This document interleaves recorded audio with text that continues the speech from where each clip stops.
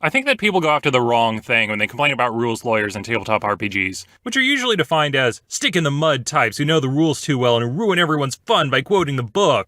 But why is it an issue? Don't we want to follow the rules? I used to complain about them as well, so I thought I'd make this video clarifying some things. I make a distinction between rules traditionalists and rules hagglers. Rules traditionalists just want to follow the rules. They think that the more you follow the rules, the more fun you'll have. And the way I know that is because I had several people tell me that. Literally. Unfortunately, you also get into the situation where they think, I shit you not, that if you are not having fun, then you must not be following the rules. Being a guy who house rules things a lot, I can sometimes get in debates with people about it. Although usually if I explain my situation, we'll reach a compromise. Then there's the rules hagglers.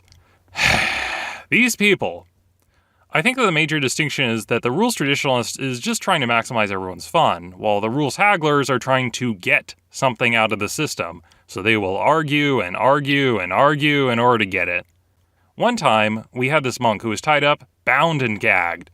The villain stepped up, said his big evil spiel, and then walked away, and the monk went, "Attack of opportunity! I get to punch him in the face when he moves out of my threatened square." We all gave a hearty laugh and then went back to our thing. Then the monk goes, "It says right here, I get an attack of opportunity if he moves away from me." And the GM went, "No, you're tied up, you're restrained." And the monk pointed to his sheet and said, "It says right there that I get an attack of opportunity." And the GM replied, "You are incapacitated, you can't take actions. An attack of opportunity isn't an action. Blah, blah, blah." We had a big fight. I know that some people will write in and say the GM was wrong or he was right or whatever. Look, that's not the point. The point is that we had this big debate where he had to explain to the monk, "No, you don't." Here's the thing. The fact that he debated about it doesn't even bother me. I'm not even mad, bro. What really boondoggles my balls was that the whole time leading up to this, the monk kept asking for exceptions to the rules. "Oh yeah, it says that I have to use this as an action, but can I just do it for free? Oh yeah, it says that I need to take a level of sorcerer for this, but can I get it anyway?" Or sometimes you just forget penalties. And then now that the rules might be in his favor, he suddenly turns into the biggest rule stickler in the world. And I know for a fact that the situation were reversed, and if he had tied someone up and he walked away, there was no way he would be arguing that they'd get an attack of opportunity. And the reason I know that is because later on the situation was reversed, and he had someone tied up, and he walked away, and he conveniently forgot about it. That's the thing which really gets under my skin. With traditionalists, I don't have a problem with people who just know the rules and want to follow them and might be a little more self-righteous. The problem that I have is with the lawyers. I know that I'm going to get in debates with people about this, but I use the term rules lawyer differently than others. Most people, when they define a rules lawyer, they just talk about someone who just follows the rules strictly, or debates about them. That's not how I define it, and here's my reasoning. When you think about the term lawyer, a lawyer doesn't actually care what the law actually says. And they don't think, what's the most fair way to try my client? Or, oh no, my client got off on a technicality. I guess we'll have to retry them.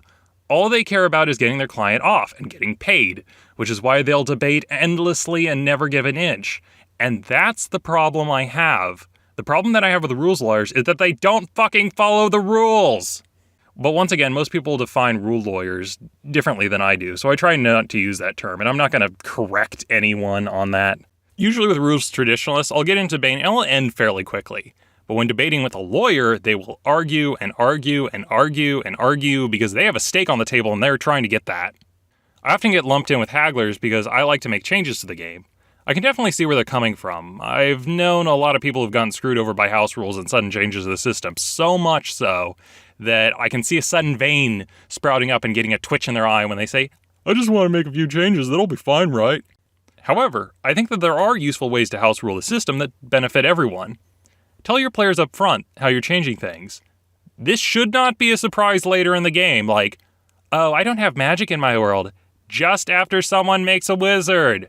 I remember I told the players during a Legend of the Five Rings one-shot that I wouldn't be using the mass combat system, which I had to let them know because someone was considering making a Lion Clan samurai from the Akodo family, which have a lot of famous generals, and their big shtick is that they can manipulate the battle tables and make smaller groups of soldiers more effective, which would have sucked if I didn't use the mass battle tables.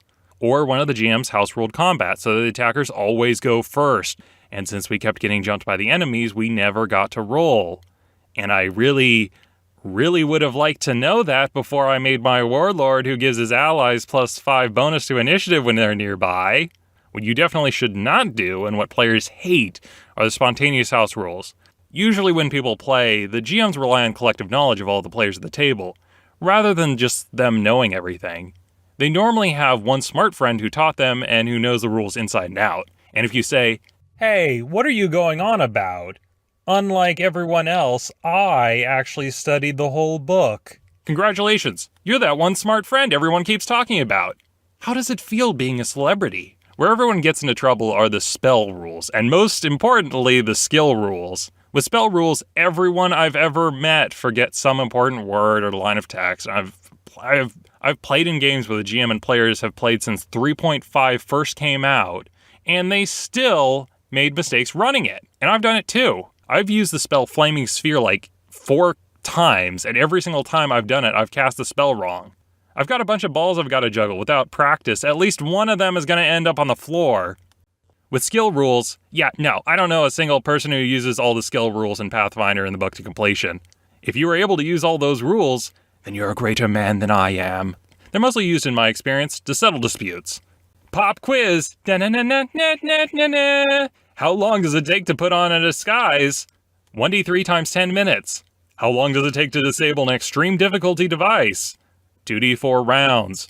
What's the penalty that's applied to your Intimidate check based on your size being 2 categories smaller than your target? -8.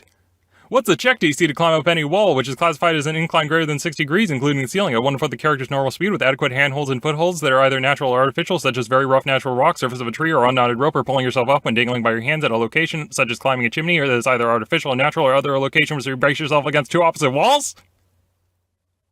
Yes, this is actually in the book. It's 5.